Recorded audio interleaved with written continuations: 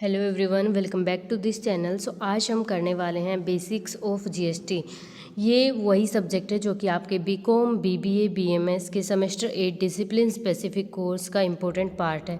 तो ये आपका सब्जेक्ट वहाँ पे आता है। तो अगर आप इसको करते हो तो मैं गारंटी लेती हूँ आपके अच्छे मार्क्स आएंगे। एंड एक बात सोचो कि इंडिया इतनी वास्ट कंट्री है जिसके अंदर बहुत डिफरेंट टाइप के मल्टीपल टैक्सेस यूज़ होते थे। फिर उसके बाद एक सिंगल टैक्स सिस्टम आता है जीएसटी, जो कि पूरा गेम चेंज कर देता है। तो हमें बस इतना ही समझना है, आगे ये नहीं समझना कि जीएसटी क्या क्या करेगा, वो नहीं देखना। हमें ये देखना है कि जीएसटी है क्या एक्चुअली, ठीक है। एंड बिलीव मी, आज की वीडियो को एंड तक देखोगे तो जीएसटी आपको उतना टफ नहीं लगेगा। आपके सब्जेक्ट का नाम है बेसिक्स ऑफ जीएसटी, और हम इस वीडियो में स्टेप बाय स्टेप कवर करेंगे जीएसटी का कंसेप्ट, उसकी नीड और कैसे ये इंडियन इकोनॉमी को रिप्लेस करता है, ठीक है। तो एंड तक बने रहना, क्योंकि इस वीडियो में हम जो भी इम्पोर्टेंट क्वेश्चन है सारे कवर करने वाले हैं। So let's get started. ये यहाँ पे आपका सिलेबस है बेसिक्स ऑफ जीएसटी का। हमारे यहाँ पे 4 यूनिट्स हमें गिवन है, तो यूनिट वाइज हम सिलेबस को डिटेल में देखते हैं एक बार। फर्स्ट है जीएसटी स्ट्रक्चर एंड रजिस्ट्रेशन। आप जब भी कोई सब्जेक्ट करो पहले उसका सिलेबस मैच करो। अगर सिलेबस मैच होता है तो कोई भी सेमेस्टर हो ये उसके लिए अप्लाई हो जाएगा, ठीक है। यूनिट 2 है सप्लाई इन डिटेल, सप्लाई को समझेंगे। Then input tax credit, ITC बोलते हैं इसको। फिर tax invoice, returns, payment of tax. बिल्कुल बेसिक्स चीज़ पढ़नी है, जैसे सब्जेक्ट का नाम ही है बेसिक्स ऑफ जीएसटी, तो हमें ये ही पढ़ना है, बिल्कुल बेसिक चीज़ जीएसटी के बारे में, ठीक है। तो हमारी यहाँ पे 4 यूनिट्स है। मैंने हर एक यूनिट में कुछ इंपॉर्टेंट क्वेश्चंस निकाले हैं जिसके बेसिस पे हम लोग डिस्कस करने वाले हैं। तो यूनिट 1 के 3 क्वेश्चन है यूनिट 1 के। यहाँ पे हमारे क्वेश्चन नंबर 1, 2, 3, इसमें यूनिट 1 कम्प्लीटली कवर हो जाएगी, ठीक है। यूनिट 2 के भी 3 क्वेश्चन है। क्वेश्चन नंबर 4, यहाँ पे 4 क्वेश्चन है, 5, 6, 7 यूनिट 2 के। देन यूनिट 3 के 2 क्वेश्चन है, और यूनिट 4 जो कि कम मार्क्स के आते हैं उसका 1 क्वेश्चन है, ठीक है। तो ऐसे हम यूनिट वाइज क्वेश्चंस को डिस्कस करेंगे। अगर इसकी पीडीएफ चाहिए तो वीडियो के डिस्क्रिप्शन में एक लिंक मिलेगी, उस वीडियो को देख लेना। बिल्कुल छोटी सी वीडियो है और उसमें आपको पता चल जाएगा कैसे आपको पीडीएफ डाउनलोड करनी है। और अगर प्रीवियस ईयर क्वेश्चंस कुछ भी चाहिए तो वो वीडियो देखना, उसमें सारी गाइड किया हुआ है कि कैसे क्या करना है, ठीक है। तो अभी देखते हैं पहले जीएसटी का मतलब क्या होता है। तो यहाँ पे देखो जीएसटी का मतलब होता है goods and services tax. Goods services tax, जो भी हम सामान खरीदते बेचते हैं, जो भी सर्विसेज प्रोवाइड करते हैं, उस पर जो टैक्स लगता है वो होता है जीएसटी, ठीक है। ये एक सिंगल इनडायरेक्ट टैक्स है। देखो पहले जब इंडिया के अंदर जीएसटी नहीं आया था, 2017 से पहले जब नहीं आया था, उस टाइम पे इंडिया के अंदर मल्टीपल टैक्सेस लगते थे, जैसे वैल्यू एडिशन टैक्स वगैरह, सप्लाई टैक्स, इनकम टैक्स, ये सब लगते थे। तो क्या हुआ था कि बहुत ही ज़्यादा टैक्स देने पड़ते थे, एक इंसान को अलग अलग टैक्स देने पड़ते थे। लेकिन 2017 में जीएसटी आया, जो कि एक सिंगल टैक्स सिस्टम आया, उसने गेम चेंज किया। बिकॉज वो सिंगल टैक्स देना पड़ता था तो लोग भी टैक्स देने में कोई घबराते नहीं थे, बिकॉज एक ही टैक्स देना है, एक बार ही देना है, तो लोग दे देते थे, ठीक है। जीएसटी इंट्रोड्यूस हुआ था इंडिया के अंदर 1 जुलाई 2017 में। इट रिप्लेस मैनी टैक्सेज, बहुत सारे टैक्स पहले लगते थे उनको रिप्लेस कर दिया, जैसे excise duty, VAT, services tax, entry tax वगैरह को इसने हटा दिया। जीएसटी फॉलो करता है 1 नेशन 1 टैक्स। मतलब अगर आपका इंडिया है, नेशन मतलब इंडिया, अगर एक इंडिया तो एक टैक्स लगेगा। नेशन यहाँ पे लिख दो 2 इंडिया, और टैक्स की जगह लिख दो जीएसटी। 1 इंडिया 1 जीएसटी, ठीक है। Which means same tax system is applied across entire country. पूरी कंट्री के अंदर, पूरी इंडिया के अंदर सेम टैक्स सिस्टम लगेगा, ठीक है। लेट्स से एग्जाम्पल से समझते हैं हम लोग। अगर एक शॉप वाला है, एक मोबाइल बेचता है, 10,000 रुपये का वो मोबाइल है, उसने बेच दिया, ठीक है। उसमें 18% हम, जब वो बिल आता है हमारे पास, वहाँ पे लिखा होता है कि ये 18% जीएसटी है, ठीक है। फाइनल प्राइस कितना हो जाएगा, इतना। अब ये 18% जीएसटी किसके पास जाएगी, तो ये सेंट्रल गवर्नमेंट के पास जाएगी या फिर स्टेट गवर्नमेंट के पास जाएगी। ये जीएसटी गवर्नमेंट के पास जाती है, ये शॉपकीपर के पास नहीं जाती, ठीक है। टैक्स कलेक्ट करेगी जो सेंट्रल और स्टेट गवर्नमेंट, डिपेंड करता है कि किस टाइप की सेल है, कहाँ पे वो सामान बेचा खरीदा गया, तो उस पर डिपेंड करता है कि सेंटर लेगी या स्टेट लेगा, ठीक है। लेकिन गवर्नमेंट के पास जाएगा, ये हमारे शॉपकीपर के पास नहीं जाएगा। तो इसको बोलते हैं गुड्स एंड सर्विसेज टैक्स। तो ये बिल्कुल बेसिक कंसेप्ट था, इसका मीनिंग और एग्जाम्पल के साथ। अभी हम क्वेश्चन नंबर 1 से स्टार्ट करने वाले हैं। तो यहाँ पे क्वेश्चन नंबर 1 है, explain the constitutional framework of indirect taxes in India before GST. तो मैंने बताया कि जीएसटी क्या होता है। अब जीएसटी 2017 में आया था, उससे पहले भी तो कोई टैक्स लगते थे, तो वो टैक्स कैसे थे वो हमें बताना है। उसको क्या, अब देखो जीएसटी 2017 में आया तो इसको क्या बोल देंगे, ये नया है तो न्यू टैक्स सिस्टम, और इससे जो पहले था वो क्या था, ओल्ड टैक्स सिस्टम। तो हमें दोनों, ये जो ओल्ड टैक्स सिस्टम है वो कैसा था वो डिस्कस करना है। अब फिर ओल्ड था तो उसके बाद ये नए की क्या ज़रूरत थी ये डिस्कस करना है, ठीक है। जैसे ओल्ड लगा लो, आपके पास पुराना फ़ोन था, न्यू आपने नया ख़रीदा आईफोन, तो आईफोन से पहले जो फ़ोन था ना वो कैसा था, मतलब कैसे क्या लगता था, उसमें क्या चीज़ें थी, क्या फीचर्स थे, ये उसकी क्या प्रॉब्लम थी कि आपको आईफोन ख़रीदना पड़ा नया वाला, ठीक है, ये देखना है। एंड देन नए जो आईफोन है उसमें क्या क्या चीज़ें हैं जो कि आपको अट्रैक्ट करती हैं, तो ये चीज़ें डिस्कस करनी है जीएसटी के साथ।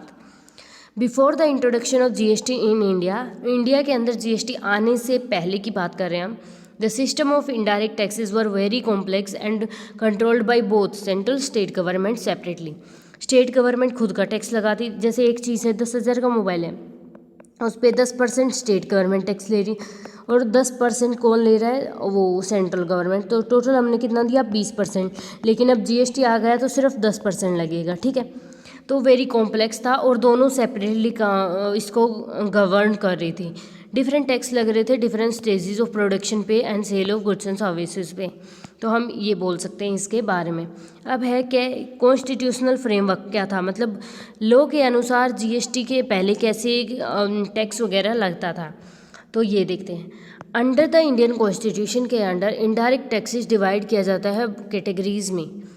तो पहले आता था स्टेट गवर्नमेंट, सेंट्रल गवर्नमेंट के टैक्स, दूसरा था स्टेट गवर्नमेंट के, और एक था दोनों का, सेंटर स्टेट का, ठीक है। तो देखो जो सेंट्रल गवर्नमेंट का जो टैक्स था, सेंट्रल गवर्नमेंट यूज़ किया करती थी collect tax like central excise duty, कोई भी आप चीज़ बना रहे हो तो उस पर जो टैक्स लगेगा। सर्विसेज टैक्स, कोई भी आप सर्विस प्रोवाइड कर रहे हो, लेट्स से सीए की, डॉक्टर की, टीचर की, इन सब पे भी टैक्स लगता है। कस्टम ड्यूटी, आप कहीं से भी सामान इंपोर्ट कर रहे हो या फिर आप कहीं पे सामान भेज रहे हो, एक्सपोर्ट कर रहे हो दूसरी कंट्री में, तो इन 3 चीज़ों पे जो टैक्स लगता था वो कौन देती थी, किसको देना पड़ता था, सेंट्रल गवर्नमेंट को। अब कुछ टैक्स और भी लगते थे, जैसे कि वैल्यू एडिड टैक्स, जो कि आप कुछ सामान खरीद रहे हो, बेच रहे हो, उन पे टैक्स लगता था। सेल्स टैक्स, बेचने पे। एंट्री टैक्स, लग्जरी चीज़ों पे टैक्स। इंटरटेनमेंट पे टैक्स, और गिफ्ट देने, अगर 50,000 से फालतू का गिफ्ट दे रहे हो ना ऊपर का, तो भी उस पर टैक्स लगता है। तो ये सब कौन लेता था, ये स्टेट गवर्नमेंट लेती थी। उसके बाद कुछ ऐसे टैक्स थे, ये दोनों सेपरेट अथॉरिटी थी और दोनों अलग अलग टैक्स क्रिएट करती थी, जिससे डुअल टैक्स सिस्टम था। मैंने बताया मोबाइल फ़ोन पे 10% है सेंटर को, 10% स्टेट को, तो ये 2 बार टैक्स लग गया हमारे ऊपर, तो इसी को बोलते हैं ड्यूअल टैक्स सिस्टम। इसको अवॉइड करने के लिए जीएसटी आया, जो कि इनडायरेक्ट टैक्स सिस्टम था और एक टाइम पे एक टैक्स लगता था। अब उसकी क्या प्रॉब्लम्स थी, आपके पुराने वाले फ़ोन की क्या प्रॉब्लम्स थी, वैसे ही पुराने वाले टैक्स की क्या प्रॉब्लम्स थी, हमने वो डिस्कस करना है।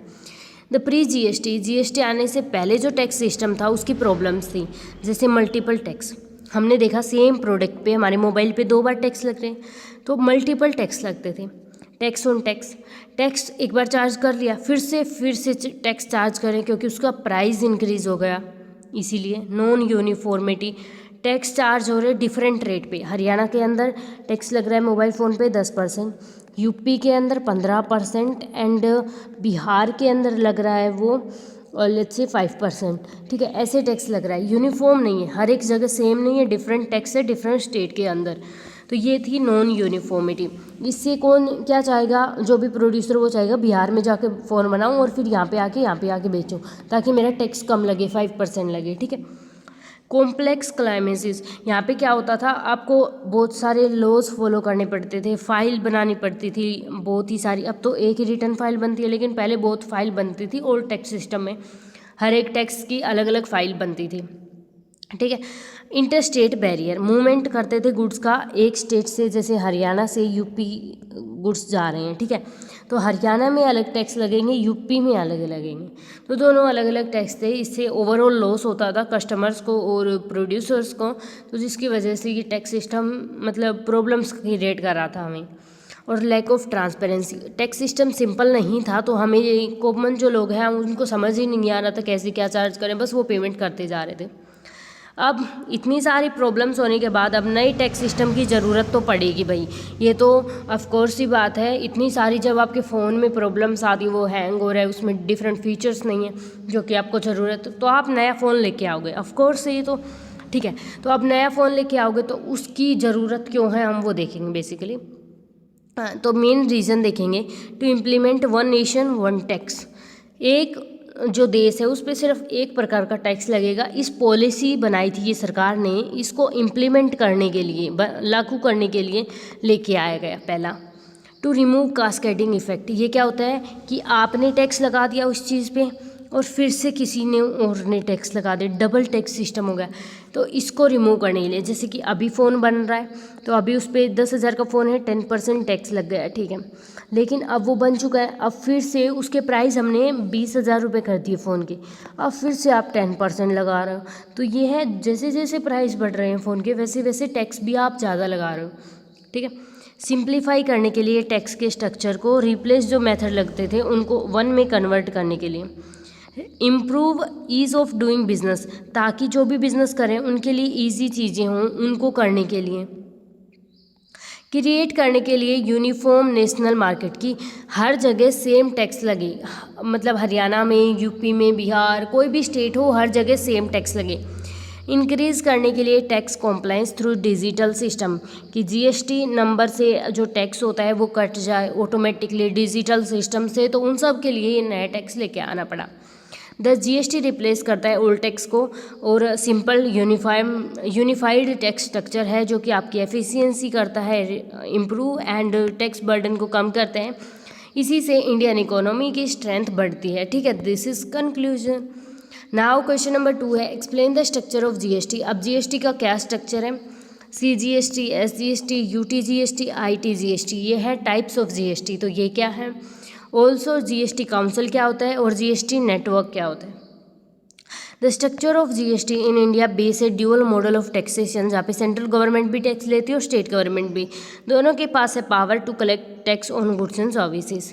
जीएसटी का जो स्ट्रक्चर है वो किसके ऊपर बेस्ड है? ड्यूअल जो टैक्सेशन है मॉडल उसके ऊपर, जहाँ पे टैक्स दोनों लेती है, कोई भी प्रोडक्ट है उस पर, सेंटर भी स्टेट भी, ठीक है। जीएसटी डिवाइड किया जाता है डिफरेंट टाइप्स में, डिपेंड करता है वो विद इन स्टेट हो रहा है या फिर दो स्टेट्स के बीच में हो रहा है, तो इनकी चीज़ों पे डिपेंड करता है और फिर उसको डिवाइड किया जाता है। Structure of GST in India, GST के 4 मेन कंपोनेंट्स हैं, जिसमें सेंट्रल जीएसटी आता है, सेकंड आता है स्टेट जीएसटी, एंड थर्ड आता है इंटीग्रेटेड स्टेट जीएसटी, और एक आता है यूनियन टेरिटरी जीएसटी। तो अलग अलग हैं, सारे को डिस्कस करेंगे वन बाय वन। तो पहले है central goods and services tax, CGST जिसको बोलते हैं। ये टैक्स कलेक्ट किया जाता है, यहाँ पे सेंट्रल लिखा है तो सेंट्रल गवर्नमेंट के द्वारा, ठीक है। ऑन इंटर स्टेट सप्लाई, मतलब यहाँ पे आपने हरियाणा में सामान खरीदा और हरियाणा में ही बेचना था, कोई डिस्ट्रिक्ट में यहाँ पे खरीदा यहाँ पे बेच दिया, तो ये इंटर स्टेट के विद इन सप्लाई हो रही है, तो इसको बोलते हैं central GST. If A product is sold in Haryana, आपने कोई भी प्रोडक्ट हरियाणा में बेचा और उसको खा भी, मतलब कंज्यूम भी हरियाणा में कर लिया, तो कौन सा टैक्स लगेगा? सीजीएसटी लगेगा। ये सेंट्रल गवर्नमेंट को टैक्स जाता है। उसके बाद आता है SGST, state goods and services tax. ये कलेक्ट किया जाता है स्टेट गवर्नमेंट का, जैसे कि यहाँ पे मेंशन है, जो कि इंट्रा स्टेट सप्लाई पे होता है। जैसे same transaction with in Haryana will also includes SGST. आपने ट्रांजेक्शन हरियाणा के अंदर करी तो उसके अंदर स्टेट जीएसटी भी लगता है, स्टेट भी तो टैक्स देगी, तो वो स्टेट गवर्नमेंट को जाता है। तो इंट्रा स्टेट सप्लाई के लिए सीजीएसटी एसजीएसटी लगता है, दोनों एक साथ। उसके बाद आता है आईजीएसटी। अब आपने इंट्रा मतलब ये हरियाणा से हरियाणा में ट्रांसफ़र करना चीज़ें, यूपी से यूपी में करना, ये होता है इंट्रा स्टेट, स्टेट के अंदर ही। और इंटर स्टेट होता है आउटसाइड दी स्टेट। तो यहाँ पे देखो ये जो टैक्स है इंटीग्रेटेड वाला, तो ये लगता है सेंट्रल गवर्नमेंट चार्ज करती है इसको इंटर स्टेट सप्लाई पे। इंटर स्टेट मतलब एक, जैसे हरियाणा से सामान आपने यूपी भेज दिया तो इस पे क्या लगेगा? आईजीएसटी लगेगा, integrated goods and services tax. Goods sold किए हरियाणा से दिल्ली के अंदर, आईजीएसटी चार्ज होगा, ये दोनों नहीं लगेंगे। क्यों? आप हरियाणा से दिल्ली भेज रहे हो, इसका मतलब आप दूसरी स्टेट के अंदर भेज रहे हो, ठीक है। वैसे ये कैपिटल है लेकिन दूसरी चीज़ के अंदर भेज रहे हो, आप हरियाणा से बाहर जा रहे हो, तो इट मीन्स यहाँ पे होगा इंटर स्टेट। लेटर ये जो टैक्स है ये सेंटर, वो जो आपकी जहाँ पे जैसे सेंटर मतलब हरियाणा, और जो डेस्टिनेशन है दिल्ली, ये दोनों शेयर कर लेंगे इनको, ठीक है। UTGST यूनियन टेरिटरी, यहाँ पे कौन लेता है टैक्स, यहाँ पे यूनियन टेरिटरी की लेजिस्लेशंस पे टैक्स लगता है, जैसे अमेंडमेंट निकोबार, चंडीगढ़, ये सब यूनियन टेरिटरीज़ हैं, तो यहाँ पे CGST लगता है यूनियन टेरिटरीज़ में, जैसे कि दमन एंड दीव, नागर दवर हवेली जो भी है उन सब पे ये लगता है, ठीक है। अब नेक्स्ट कंसेप्ट था GST काउंसिल। तो GST काउंसिल क्या होती है? GST काउंसिल एक इम्पोर्टेंट बॉडी है जो कि डिसीजंस लेती है रिगार्डिंग GST। अब उसके अंदर कौन कौन होता है? सबसे पहले यूनियन फाइनेंस मिनिस्टर होते हैं, और फाइनेंस मिनिस्टर हर एक स्टेट का होता है। एक तो आपकी जैसे फाइनेंस मिनिस्टर है निर्मला सीतारमन, तो वो होती है। उसके बाद जैसे मैं हरियाणा से हूँ तो हरियाणा का फाइनेंस मिनिस्टर, ऐसे ही यूपी का फाइनेंस मिनिस्टर, ऐसे ही बिहार का, राजस्थान का, हर एक स्टेट का फाइनेंस मिनिस्टर होता है, ठीक है, और यूटी का भी। तो एक तो आपका पूरा फाइनेंस मिनिस्टर सेंटर का, फिर स्टेट का और यूटी का, तीनों का फाइनेंस मिनिस्टर होता है, ठीक है। चेयरमैन कौन होता है? यूनियन का। अब फंक्शंस क्या काम करती है ये GST काउंसिल? ये डिसाइड करती है टैक्स के रेट क्या रहेंगे, ठीक है। और दूसरा रिकमेंड करती है जो GST के लॉ चल रहे हैं उसमें क्या क्या चेंजेस हम लोग कर सकते हैं, लोगों को फ़ायदा हो। कुछ एक्सेप्शंस भी देते हैं रूल्स, जैसे एक्सेप्शंस का मतलब होता है आपको कुछ फ़ायदे मिल जाए टैक्स के अंदर। वो सेंटर स्टेट, एक टैक्स लग गया 10% किसी भी चीज़ पे, तो अब सेंटर कह रही है टैक्स मेरा है, स्टेट कह रही है मेरा है। सो ये कौन डिसाइड करेगा? ये GST काउंसिल डिसाइड करेगी कि ये टैक्स किसका है, ठीक है, ताकि कोऑपरेशन बना रहे सेंटर और स्टेट दोनों के बीच में। नाउ GST नेटवर्क क्या होता है? तो GST नेटवर्क की जो हम शॉर्ट में बोलते हैं GSTN, इसका मतलब है गुड्स एंड सर्विसेज नेटवर्क। ये IT बैकबोन है GST सिस्टम के इंडिया के अंदर। फंक्शन क्या होता है इसका? तो यहाँ पे देखो IT की बात हो गई तो मतलब यहाँ पे सारी चीज़ें डिजिटली होंगी। तो देखो यहाँ पे ऑनलाइन GST रजिस्ट्रेशन, ठीक है, GST रिटर्न्स फिल करना ऑनलाइन, पेमेंट करना टैक्स का ऑनलाइन, टैक्स पेयर के डेटा रखना गवर्नमेंट के पास, डिजिटल इंटरफेयर प्रोवाइड करना गवर्नमेंट और टैक्स पेयर के बीच में। तो these are the functions of GST network. Online सब कुछ करना वो होता है GST से रिलेटेड। जब हम कुछ भी ऑनलाइन करते हैं IT सेक्टर को यूज़ करके, तो उसको बोलते हैं GSTN। ये GST सिस्टम को फुली डिजिटल और ट्रांसपेरेंट बनाता है। उसके बाद ये आपका कंक्लूजन है। GST को डिवाइड करते हैं हम CGST, SGST, IGST, UTGST, और GST काउंसिल होता है जिसका चेयरमैन कौन होता है? आप ये do let me know in the comments कौन इसका चेयरमैन होता है, कौन कौन इसके मेंबर होते हैं। मैंने वैसे बता दिया, बट आप बताना कि आपको याद हुआ या नहीं, ठीक है। और यहाँ पे GSTN क्या होता है? Goods and services tax network, जो कि डिजिटली सारी चीज़ों को हेल्प करता है कन्वर्ट करने में GST इंडिया के अंदर, ठीक है। तो क्वेश्चन नंबर 2 भी डन। नाउ क्वेश्चन नंबर 3 करते हैं, फिर हमारी यूनिट 1 कंप्लीट हो जाएगी।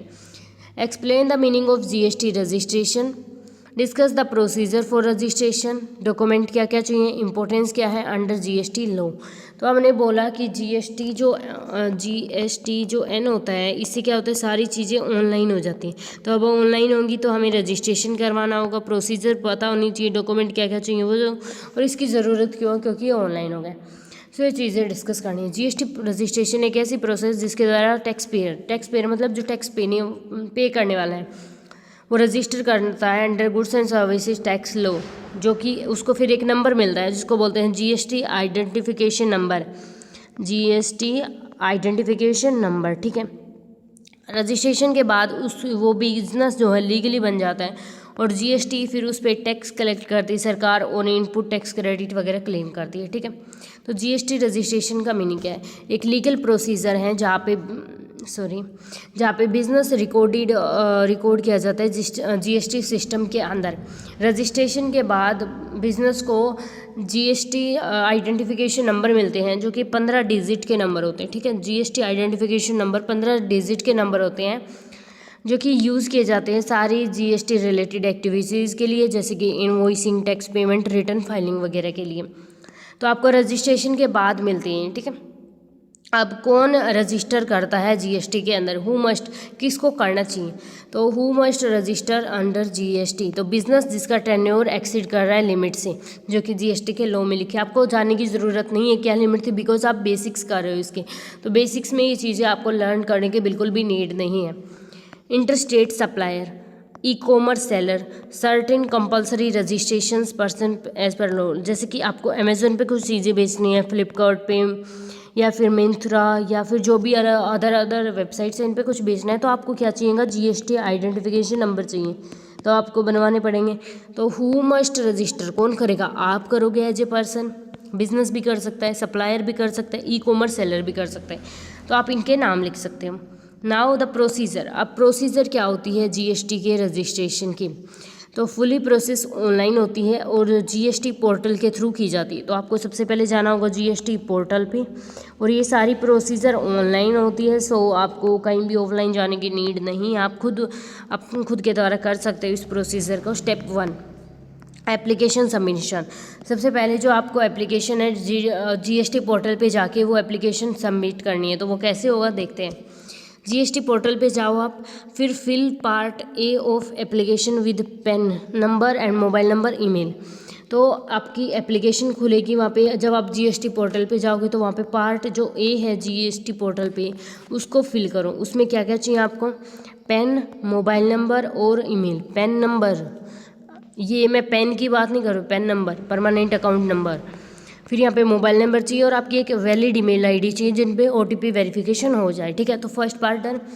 देन ओटीपी वेरीफाई करेंगे मोबाइल से और ईमेल से, दोनों से ओटीपी के through. Then temporary reference number मिलेगा आपको कि आप आगे एप्लीकेशन करना चाहते हो क्या। अगर अभी नहीं करना चाहते तो आप थोड़ी देर बाद करना चाहते हो तो ये नंबर लेके आप बाद में कर सकते हो, ठीक है।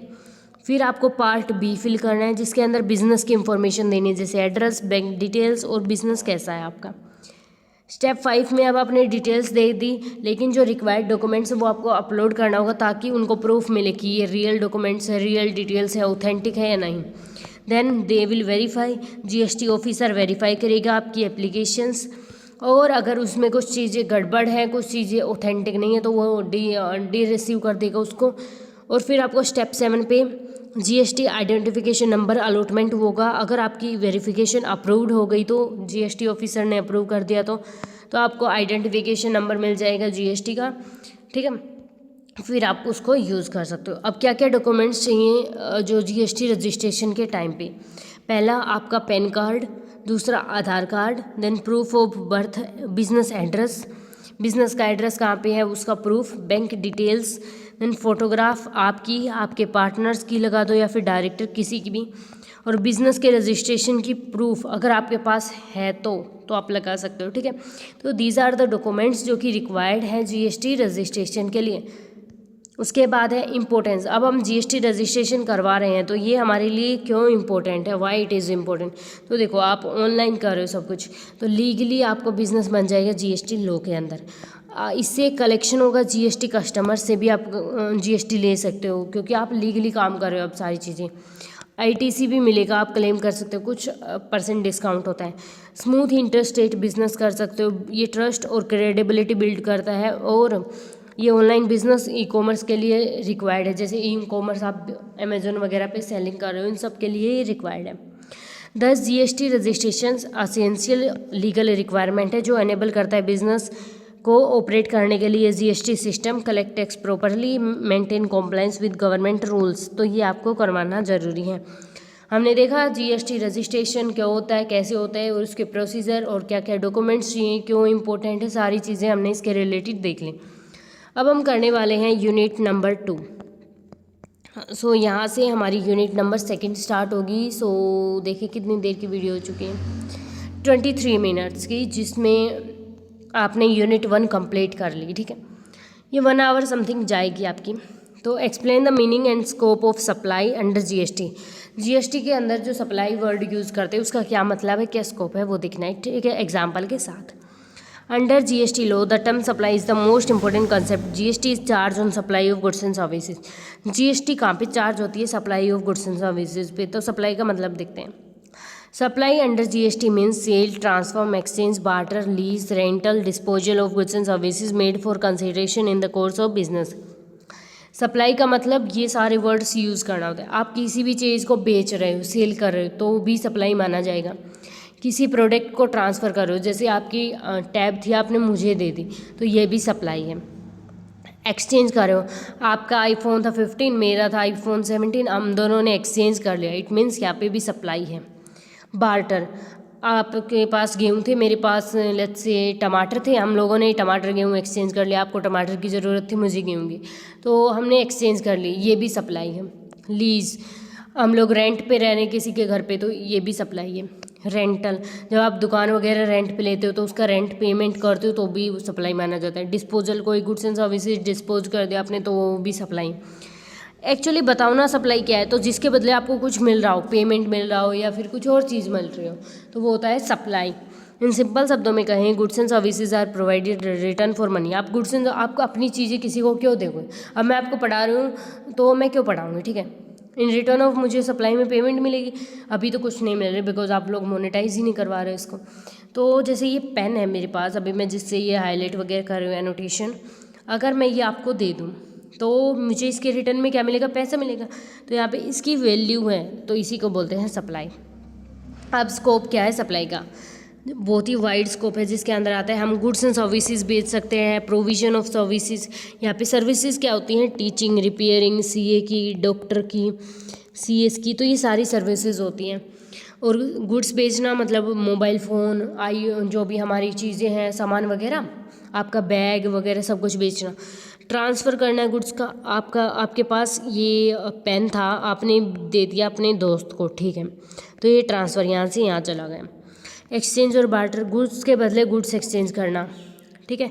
Renting, leasing property, import of services, activities under GST law even without consideration. कुछ केसेस में हमें रिटर्न में कुछ नहीं मिलता तो भी हम उसको सप्लाई में ही मानते हैं।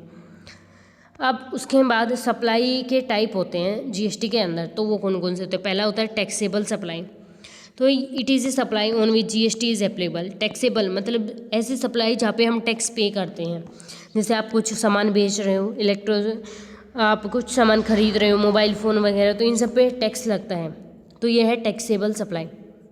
एग्जेम्प्ट सप्लाई, सप्लाई जहाँ पे जीएसटी नहीं लगता, नो जीएसटी, यहाँ पे जीएसटी नहीं लगता, यहाँ पे चार्ज होता है, ठीक है। तो यहाँ पे जैसे आपकी बेसिक एजुकेशन, हेल्थ केयर, इन पे जीएसटी नहीं लगता।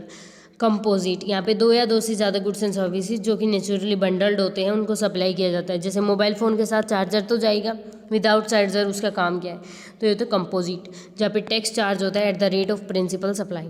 मिक्स्ड सप्लाई, जहाँ पे टू और more goods and services bundle together but वो नेचुरली एक चीज़ से रिलेटेड नहीं है। जैसे कि आपने गिफ्ट है, गिफ्ट में डाल दिया आपने चॉकलेट, परफ्यूम, टॉय, तो ये आप ज़रूरी नहीं है ना, चॉकलेट के बिना परफ्यूम काम आ सकते हैं, परफ्यूम के बिना टॉय भी यूज़ किए जा सकते हैं, ऐसा तो नहीं है। मोबाइल चार्जर तो नेचुरली है, अगर मोबाइल नहीं होगा तो चार्जर का क्या काम, चार्जर नहीं है तो मोबाइल का क्या काम, दे आर नेचुरली फिक्स्ड। लेकिन ये गिफ्ट में डाल दिया चॉकलेट, परफ्यूम, टॉय, तो ये तो अलग अलग तरीके से यूज़ किए जा सकते हैं, तो यहाँ पे हाई रेट पे टैक्स लग रहा है। Inter state supply, supply between two state हो रही है, हरियाणा से कोई सामान जा रहा है दिल्ली के अंदर, तो यहाँ पे ये इंटर स्टेट होता है, तो यहाँ पे आईजीएसटी एप्लीकेबल होता है। इंट्रा स्टेट, जहाँ पे आपने हरियाणा से सामान हरियाणा के अंदर भेज दिया, तो ये इंट्रा स्टेट, एक स्टेट से दूसरे उसी स्टेट में, यहाँ पे सेंटर भी टैक्स लेती है, स्टेट भी, तो उसी जीएसटी और एसजीएसटी लगता है। Supply under GST very wide meaning है, जिसके अंदर सारी कमर्शियल ट्रांजेक्शन आते हैं, गुड्स एंड सर्विसेज से रिलेटेड जीएसटी लगता है जहाँ पे सप्लाई होती है, ठीक है। Question number 4 done. Now differentiate between IGST, interstate supply, intrastate supply under GST. Examples के साथ दोनों केसेस में टैक्स कैसे लगेगा। जीएसटी के अंदर टाइप ऑफ टैक्स अप्लाई किया जाता है, डिपेंड करता है whether supply of goods and services state के अंदर हो रही है या फिर स्टेट से बाहर हो रही है। अगर स्टेट के बाहर हो रही है तो वो इंटरस्टेट होता है, और अंदर हो रही है तो इंट्रास्टेट होता है, ठीक है। तो देखो इंट्रास्टेट का मतलब, पहले तो इंटर स्टेट का मतलब देखने वाले, यहाँ पे एक इंट्रा होता है एक इंटर होता है, तो कन्फ्यूजिंग है ये, बट समझना अच्छे से। Inter state supply mean supply of goods and services, supply करना गुड्स एंड सर्विसेज की from one state to another. Inter का मतलब होता है वन से दूसरे में, और इंट्रा का मतलब होता है वन से वन में, ठीक है। तो यहाँ पे एक स्टेट से यूनियन में भी जा सकता है, एक स्टेट से टेरिटरी के अंदर भी जा सकता है, एक स्टेट से दूसरी स्टेट में भी जा सकता है, ठीक है। यहाँ पे टैक्स एप्लीकेबल होता है इंटरस्टेट सप्लाई में, जिसको बोलते हैं IGST. Integrated goods and services tax, जो कि कलेक्ट किया जाता है सेंट्रल गवर्नमेंट के द्वारा, बाद में सेंटर भी ले लेती है इस टैक्स को, और जो डेस्टिनेशन जहाँ पे आपको पहुँचना है उस गुड्स एंड सर्विसेज को, जैसे हरियाणा से दिल्ली जा रहे हैं तो दिल्ली वाले भी टैक्स ले लेंगे, और यहाँ पे ये जो हमारी इंडिया है ये भी टैक्स ले लेगी, तो ये सब टैक्स लगता है, ठीक है। तो ये होता है इंटरस्टेट। जैसे if good sold from Haryana to Delhi, it's interstate हो गया, क्योंकि एक स्टेट से दूसरी स्टेट जा रहा है, और ये पे IGST लगेगा, ठीक है, जो दिल्ली लेगी और यूनियन गवर्नमेंट लेगी। उसके बाद होता है इंट्रा सप्लाई, जहाँ पे आपका सप्लाई होता है गुड्स एंड सर्विसेज का विद इन सेम यूनिट और टेरिटरी, सेम स्टेट में हो रहा है, सेम टेरिटरी के अंदर होता है, तो यहाँ पे भी टैक्स लगता है। यहाँ पे लगता है CGST जो सेंटर लेती है, SGST जो कि स्टेट लेती है। CGST सेंटर को जाता है, SGST सेंटर स्टेट को जाता है। If good sold within Haryana to Haryana it is intra state, CGST लगता है और SGST लगता है, ठीक है। दोनों में डिफरेंस क्या है, ये इंटर स्टेट और वो इंट्रा स्टेट। इंटर हरियाणा से दिल्ली के अंदर, और ये इंट्रा हरियाणा से हरियाणा के अंदर। Supply between two state, supply with in same state, यहाँ पे IGST लगता है, इंटीग्रेटेड GST सिस्टम, यहाँ पे सेंट्रल GST, स्टेट GST, यहाँ पे सेंट्रल गवर्नमेंट लेती है, यहाँ पे दोनों लेते हैं, ठीक है। यहाँ पे हरियाणा से दूसरी स्टेट में दिल्ली में, यहाँ पे हरियाणा से हरियाणा में। तो ये बेसिक सा डिफरेंस है जो कि एक्चुअली कर लिया है, बस ये बेसिक्स ज़रूर लिखे आना, meaning, text type, authority, example, इसकी वजह से कुछ एक्स्ट्रा मार्क्स मिलते हैं। इसीलिए क्लासिफिकेशन करना सप्लाई का इंटरस्टेट इंट्रास्टेट इंपॉर्टेंट होता है। ये डिटरमाइन करता है कि आपके ऊपर GST का कौन सा लगेगा टाइप, IGST, CGST या फिर SGST। तो ये हमें हेल्प करता है डिटरमाइन करने में कि कौन सा चार्ज होगा, ठीक है। नेक्स्ट है एक्सप्लेन करना है कॉम्पोसाइट सप्लाई, मिक्स सप्लाई। अब हमने देख लिया सप्लाई के दो type, interstate, outer state, intra और इंटरस्टेट। अब देखना है थर्ड टाइप, कॉम्पोसाइट और मिक्स सप्लाई, उनके बीच में डिफरेंस क्या है और कैसे टैक्स उन पे लगता है। तो GST के अंदर समटाइम्स गुड्स और सप्लाई एक साथ बंडल में भेजे जाते हैं, जिनको हम बोलते हैं, एक को तो बोलते हैं कॉम्पोसाइट, एक को बोलते हैं मिक्स्ड। कॉम्पोसाइट मतलब सप्लाई करना गुड्स एंड सर्विसेज की नेचुरली जो बंडल्ड होते हैं, जैसे मोबाइल फ़ोन के साथ जब चार्जर जाता है तो ये होता है कॉम्पोसाइट। इस केस के अंदर एक मेन प्रोडक्ट होता है जो प्रिंसिपल सप्लाई होता है, दूसरे प्रोडक्ट सेकेंडरी होते हैं। उस पर टैक्स कैसे लगता है, टैक्स रेट प्रिंसिपल सप्लाई पे लगता है, जो कि होल बंडल पे माना जाएगा। जैसे मोबाइल फ़ोन के साथ चार्जर और ईयरफोन्स जा रहे हैं, उस पर ट्रांसफर सर्विसेज, इंश्योरेंस, लोडिंग वगैरह चल रही है, तो मोबाइल फ़ोन क्या है, प्रिंसिपल सप्लाई, तो GST किस पे लगेगा, मोबाइल फ़ोन के होल बंडल पे। अब मिक्स सप्लाई क्या होती है, जहाँ पे हम दो या दो से ज़्यादा इंडिपेंडेंट गुड्स एंड सर्विस जो एक दूसरे से रिलेटेड नहीं है, जैसे आप गिफ्ट में भेज रहे हो चॉकलेट, परफ्यूम, टॉय, तो ये तीनों एक दूसरे से रिलेटेड नहीं है, बट आप बंडल में बांध के भेज रहे हो, तो इन पे तीनों पे अलग अलग टैक्स लगेगा। हाईएस्ट रेट ऑफ टैक्स लगेगा यहाँ पे डिफरेंट इंटायर बंडल पे, जैसे गिफ्ट बॉक्स में भेज दिए chocolate, perfume, toy. Festive, hamper, unrelated items के इंडिपेंडेंट है और हाई टैक्स अप्लाई होता है, दोनों डिपेंड करता है आइटम कैसा, उस पर वैसा टैक्स लगेगा। कंपोजिट जो कि नेचुरली है कि मोबाइल के साथ चार्जर जाएगा, ये नेचुरली नहीं है कि ज़रूरी नहीं है आप चॉकलेट के साथ टॉयज़ भी भेजो, ये डिपेंड करता है आइटम के ऊपर, ये आइटम इंडिपेंडेंट होती है, प्रेजेंट है, ये नॉट कंसीडर्ड है। प्रिंसिपल सप्लाई यहाँ पे हाई टैक्स लगता है, यहाँ पे मोबाइल के साथ चार्जर, गिफ्ट, हैम्पर, ये सब चीज़ें हैं जो कि डिफरेंस था, ये आप पढ़ सकते हो अपने खुद के। नाउ हम नेक्स्ट क्वेश्चन करते हैं, explain the place of supply, time of supply under GST। Place of supply, time of supply GST के अंदर। ऑल्सो डिटरमाइन करना है GST की लायबिलिटी क्या होती है और value of supply under GST के अंदर सब place of supply, time of supply, value of supply तीन होते हैं। देखो सप्लाई यहाँ पे GST के अंदर तीन टाइप की सप्लाई होती है, एक सेकेंड, हाँ, पहली होती है प्लेस ऑफ सप्लाई, दूसरी होती है टाइम ऑफ सप्लाई, तीसरी होती है वैल्यू ऑफ सप्लाई। तीनों को डिस्कस करना है, ये इंपॉर्टेंट कंसेप्ट है बिकॉज ये हमें टैक्स डिसाइड करने में हेल्प करते हैं कि टैक्स कहाँ पे लगेगा, कब लगेगा और क्या वैल्यू रहेगी। तो देखो प्लेस मतलब वेयर, कहाँ पे लगेगा, टाइम मतलब व्हेन, कब लगेगा, और वैल्यू मतलब कितना लगेगा, व्हाट। तो यहाँ पे व्हाट, वेयर, व्हेन, ये तीनों को डिटरमाइन करने में हेल्प करती हैं GST के अंदर।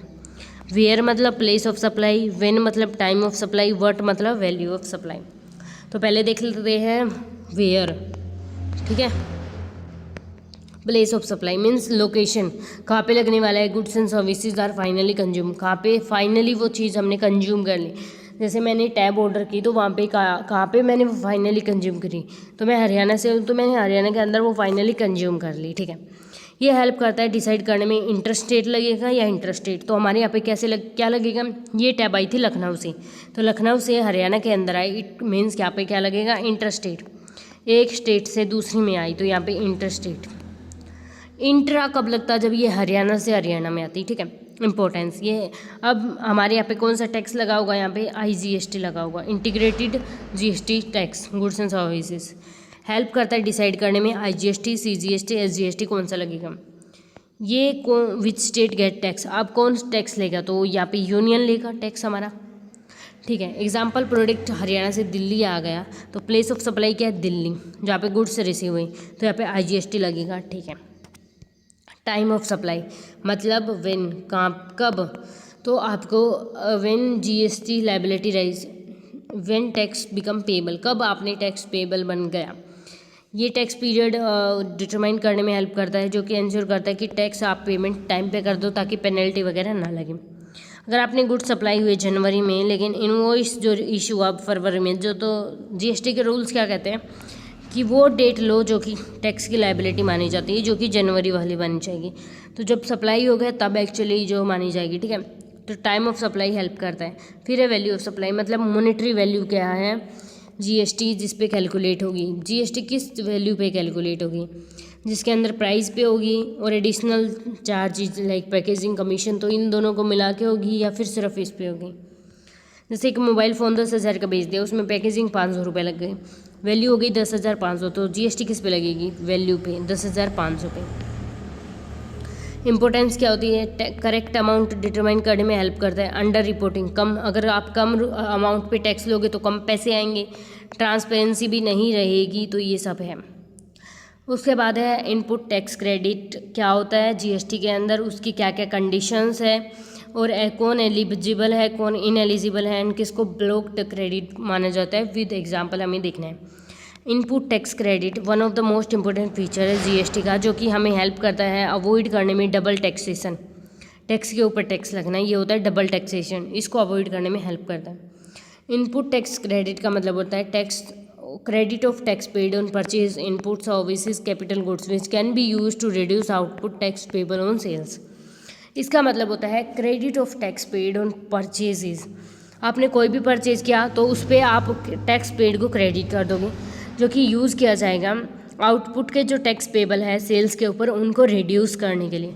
सिंपल शब्दों में मैं कहूँ ना तो tax paid on buying goods and services, उसको हम एडजस्ट कर देंगे अगेंस्ट द सेलिंग। जैसे आपका फ़ोन था 10,000 रुपये का, अब आपने ख़रीदा तब पेमेंट किया आपने 10% GST के 1,000 रुपये की, तो आप क्या करोगे, अब इसको बेचोगे ना, एक सेकेंड कहाँ पे गया, हाँ, अब आप इसकी सेल करोगे तो आप कितने में दोगे, 11,000 में दोगे, आप GST इसमें इंक्लूड कर दोगे ऑटोमेटिकली। तो बताया इनपुट टैक्स क्रेडिट, ये trade buy goods 1,000 GST purchase, later वो सेल करता है 2,000 में, बिकॉज वहाँ पे उसको टैक्स चाहिए, वो एडजस्ट कर लेता है इसको। कंडीशंस, तो ए रजिस्टर्ड पर्सन क्लेम कर सकता है ITC, अगर वो रजिस्टर्ड है GST के अंदर, तो वैलिड इनवॉइस टैक्स है तो गुड्स एंड सर्विसेज रिसीव हो गए और टैक्स पे कर दिया गवर्नमेंट को, रिटर्न फिल कर दिए properly, these are the conditions, अगर वो फुलफिल कर ली तो आप ITC ले सकते हो। इनपुट टैक्स क्रेडिट का फ़ायदा, कौन कौन एलिजिबल है, रॉ मटेरियल बिजनेस में यूज़ होता है उस पर ले सकते हो, गुड्स जो आपने रीसेल के लिए गुड्स खरीदे दोबारा बेचने के लिए उस पर ले सकते हो। इनपुट सर्विसेज जैसे ट्रांसपोर्ट, एडवर्टाइजिंग, कैपिटल गुड्स जो कि लाइक मशीनरी, मैन्युफैक्चरिंग के लिए जो जो चीज़ें यूज़ हो रही हैं उन पर भी ले सकते हैं। अब कौन है जो इनएलिजिबल है, जिनको नहीं मिलेगा, पर्सनल आइटम्स पे, गुड्स जो कि सप्लाईज के लिए एग्जेम्प्टेड हैं, गुड्स जो कि नॉन बिजनेस पर्पज़ के लिए यूज़ किए जाते हैं, इन कंडीशंस पे आपको नहीं मिलेगा ये। अब है ब्लॉक्ड क्रेडिट अंडर GST, कुछ आइटम स्पेसिफिकली ब्लॉक किए जाते हैं GST लॉ के अंदर, चाहे वो बिजनेस में यूज़ हो रहे हो, जैसे फूड और बेवरेजेस, कुछ केसेस में इन पे टैक्स नहीं लगता। Motor vehicles, health services, employees की club membership and personal expenses, so इन चीज़ों पे टैक्स नहीं लगता, ये ब्लॉक्ड है। इंपॉर्टेंस, कास्केडिंग इफेक्ट जो है टैक्स का वो रिमूव करती है कि आपका जैसे प्राइस बढ़ रहा है वैसे टैक्स भी बढ़ रहा है, तो इस इफेक्ट को रिमूव करती हैं। कॉस्ट प्रोडक्शन की वो भी कम लेके आती हैं। टैक्स बढ़ेगा तो प्रोडक्शन की कॉस्ट भी बढ़ेगी, बिजनेस ग्रोथ करने में हेल्प करती है। टैक्स के जो कॉम्प्लाइंसेस हैं उनको भी कम करती हैं, लाइक इम्प्रूव करती है। टैक्स कॉम्प्लाइंसेस मतलब लीगल जो फॉर्मेलिटीज़ होती हैं उनको कम करती है। देन ये आपका कंक्लूजन है।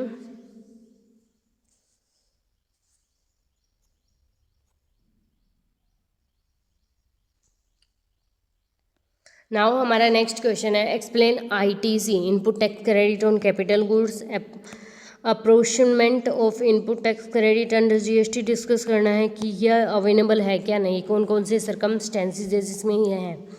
तो इनपुट टैक्स क्रेडिट अवेलेबल है इंडिया के अंदर, not only on raw material और ऑन सर्विसेज, बट ये कैपिटल गुड्स पे भी लगता है। अभी तक हमने बात करी कि आईटीसी लगता है रॉ मटेरियल पे और लगता है सर्विसेज पे, लेकिन मैं आपको बता दूँ ये कैपिटल गुड्स पे भी यूज़ किया जाता है बिजनेस के अंदर। कुछ स्पेशल रूल्स अप्लाई होते हैं, लेकिन हाँ ये होता है वहाँ पे भी। तो कैपिटल गुड्स क्या होते हैं, जो कि ड्यूरेबल एसेट्स होती हैं जो कि यूज़ की जाती है बिजनेस के अंदर ड्यूरिंग प्रोडक्शन। जैसे कि मशीनरी का आप यूज़ कर रहे हो, कुछ इक्विपमेंट्स हैं, कुछ चीज़ें आप यूज़ कर रहे हो, कंप्यूटर्स वगैरह मशीनरी पे, व्हीकल्स जो बिजनेस में यूज़ करो सप्लाई वगैरह के लिए, तो ये कंडीशन ये कैपिटल गुड्स हैं जो कि लॉन्ग टर्म के लिए यूज़ किए जाएंगे। इन पे टैक्स लगता है, आईटीसी लगता है, इनपुट टैक्स क्रेडिट इस पे हेल्प करता है। अलाउड होता है कैपिटल गुड्स पे अगर वो बिजनेस पर्पज़ के लिए हो, अपने पर्सनल पर्पज़ के लिए नहीं होनी चाहिए, बिजनेस पर्पज़ के लिए होनी चाहिए। If capital goods are use only for business, सिर्फ बिजनेस के लिए यूज़ कर रहे हो तो फुल आईटीसी लगेगा। लेकिन अगर आप पार्शियली यूज़ कर रहे हो बिजनेस के लिए और खुद के लिए भी कर रहे हो तो उसमें प्रपोर्शन के बेसिस पे लगेगा कि अगर आप उस चीज़ को 10%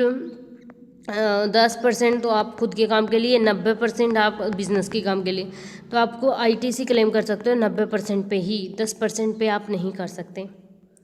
अब अप्रोचमेंट ऑफ इनपुट टैक्स क्रेडिट, तो यहाँ पे इसका मतलब होता है डिवाइड करना बिजनेस यूज़ और नॉन बिजनेस यूज़ को। जैसे मैंने डिवाइड किया कि 100% है आपका, 100% में तो 10% घर, 90% बिजनेस के लिए, तो ये बोलते हैं, ठीक है। अब यहाँ पे गुड्स एंड सर्विसेज पार्शियली लगता है पर्सनल उस पर, तो यहाँ पे टैक्सेबल होता है और एग्जेम्प्ट कर दिया जाता है सप्लाईज का। स्पेशल सर्कमस्टेंसेस जिसके ऊपर ये लगता है, पहला जब आपने न्यू रजिस्ट्रेशन करवाया, जब बिजनेस न्यूली रजिस्टर्ड हुआ अंडर जीएसटी, तो आईटीसी कंप्लेन कर सकते हैं, क्लेम कर सकते हैं जो स्टॉक हेल्ड किया उन्होंने डेट ऑफ रजिस्ट्रेशन के बाद। Change in constitution of business, आपने बिजनेस की जो चीज़ें थी उनके अंदर चेंज कर दिया, लाइक बिजनेस ट्रांसफॉर्म कर दिया, मर्जर हो गया, दो बिजनेस जुड़ गए, इनहेरिटेंस, और आईटीसी ट्रांसफॉर्म किया जाता है न्यू आईटीटी को। वॉलेंट्री रजिस्ट्रेशन, अगर आपका रजिस्ट्रेशन वॉलेंट्री है, आईटीसी एलिजिबल स्टॉक को क्लेम कर सकता है। ए shop become GST registered today, it can claim ITC on stock already available in shop.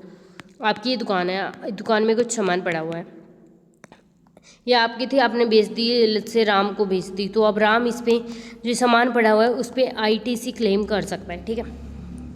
Now explain tax invoice क्या होता है, डेट नोट क्या होता है, credit note, e way bill क्या होते हैं जीएसटी के अंदर, GST return, payment of tax, E taxation of e commerce, ये सब क्या होते हैं, ये हमारी है यूनिट नंबर 4। यूनिट 3 बीच में गई, वो मैं बता नहीं पाई एक्चुअली, तो ये यूनिट नंबर 4 है। Under GST law proper documentation और रिपोर्टिंग करनी बहुत इंपॉर्टेंट होती है, जिसकी वजह से हम मेंटेन कर पाते हैं ट्रांसपेरेंसी को, और यहाँ पे बोले तो करेक्ट टैक्स लग पाता है, जिसके अंदर आता है टैक्स इनवॉइस, डेट note, credit note, e way bill और रिटर्न्स, और सारे पार्ट आते हैं। तो टैक्स इनवॉइस क्या होता है, सबसे पहला जो कंसेप्ट है वो यही है। टैक्स इनवॉइस एक ऑफिशियल डॉक्यूमेंट होती है जो कि इशू की जाती है रजिस्टर्ड सेलर को बायर के द्वारा, showing details of goods and services, कि उस पर जीएसटी कैसे लगी है। जैसे आप फ़ोन लेके आते हो तो उसका जो बिल मिलता है, इनवॉइस जो बोलते हैं, वो होता है टैक्स इनवॉइस, प्रूफ सप्लाई का कि आपने फ़ोन भेजा है। आप आईटीसी क्लेम कर सकते हो कैलकुलेट करने में, रिकॉर्ड करने में, जैसे ऐसे लिखा होता है कि 10,000 का फ़ोन, 10% जीएसटी, टोटल प्राइस 11,000, ठीक है। तो यहाँ पे हो गया। डेबिट नोट इशू किया जाता है जहाँ पे अमाउंट चार्ज हो ओरिजिनल इनवॉइस में लेस देन एक्चुअल इनवॉइस। जैसे आपके गुड्स थे 10,000 रुपये के, लेकिन बिल बना दिया आपने गलती से या फिर कैसे भी 12,000 रुपये का, तो एक डेबिट नोट आप दे दोगे उसको 2,000 रुपये का कि भाई मैंने 2,000 फालतू चार्ज कर दी इस बिल में। अब बिल अच्छा बनाने से अच्छा है कि हम डेबिट नोट दे दें आपको, आप उसको यूज़ करके प्राइस ले लेना। तो आप 2,000 रुपये उसको दे दोगे debit note. Credit note issue जब आपको, आप 10,000 रुपये का फ़ोन था उसमें आपने लिख दिया 9,000 का, तो अब आपको 1,000 और चाहिए, 1,000 और चाहिए, तो आप क्रेडिट नोट इशू कर दोगे कि भाई मुझे 1,000 रुपये और देने पड़ेंगे तुझे, क्योंकि आपने कम पेमेंट करी है। ई वे बिल इलेक्ट्रॉनिक डॉक्यूमेंट होता है जो कि movement of goods worth from more than specific value के लिए होता है। इंपॉर्टेंस इंश्योर करता है कि गुड्स की मूवमेंट कैसे ट्रैक करें, टैक्स को कोई इलीगल तरीके से ना एविजन करें, उसको कैसे पेमेंट करें। मैंडेटरी होता है इंटरस्टेट और कुछ इंट्रास्टेट के लिए भी। जैसे ट्रांसपोर्टिंग गुड्स 50,000 है हरियाणा से दिल्ली जाने में, तो इसका ई वे बिल चाहिएगा हमें, ठीक है। जीएसटी रिटर्न, तो यहाँ पे पीरियोडिक स्टेटमेंट होती है जो कि टैक्स पेयर फिल करता है। इस पे शो करता है कि कितनी सेल्स हैं, परचेजेज क्या हुए, क्या क्या टैक्स कलेक्ट किया, कितना टैक्स पेमेंट की। इससे ट्रांसपेरेंसी बनी होती है। जब हम सारी चीज़ें शो करते हैं तो सारी चीज़ें ट्रांसपेरेंट रहती है, सबको पता रहता है। गवर्नमेंट की लायबिलिटी ट्रैक करने में हेल्प होती है। सारी रजिस्टर्ड की जो टैक्स पेयर की जो रिक्वायर्ड मैंडेटरी चीज़ें वो सब लिखी होती हैं वहाँ पे। पेमेंट ऑफ टैक्स, जीएसटी के अंदर जो टैक्स पे किया जाता है वो ऑनलाइन किया जाता है जीएसटी के पोर्टल के थ्रू।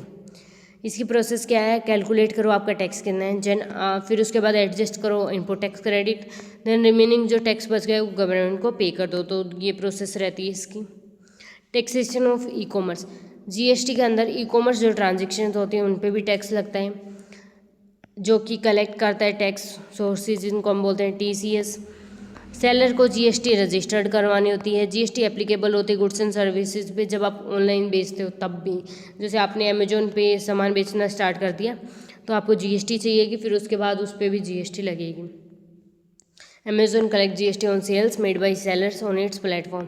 जीएसटी सिस्टम सपोर्ट किया जाता है प्रॉपर डॉक्यूमेंटेशन से, जैसे कि tax invoice, credit debit note, tracking through e way bills, returns, online tax payment. E commerce transactions को भी जीएसटी के अंदर कवर किया गया है ताकि प्रॉपर टैक्स लगे डिजिटल इकोनॉमी के अंदर। स्टूडेंट्स, हमने सारा बेसिक्स ऑफ जीएसटी कंप्लीट कर लिया है। अगर आई होप कि आपने पूरा वीडियो देखा है, तो मुझे उम्मीद है कि जीएसटी के फंडामेंटल्स तो आपके काफ़ी क्लियर हो गए होंगे और आपको समझ आ गया होगा। अगर वीडियो हेल्पफुल लगा हो तो लाइक कर दीजिएगा और अपने फ्रेंड्स के साथ ज़रूर शेयर करना, एंड चैनल को सब्सक्राइब करना मत भूलिएगा। मिलते हैं नेक्स्ट सेशन में। Thank you and all the best everyone.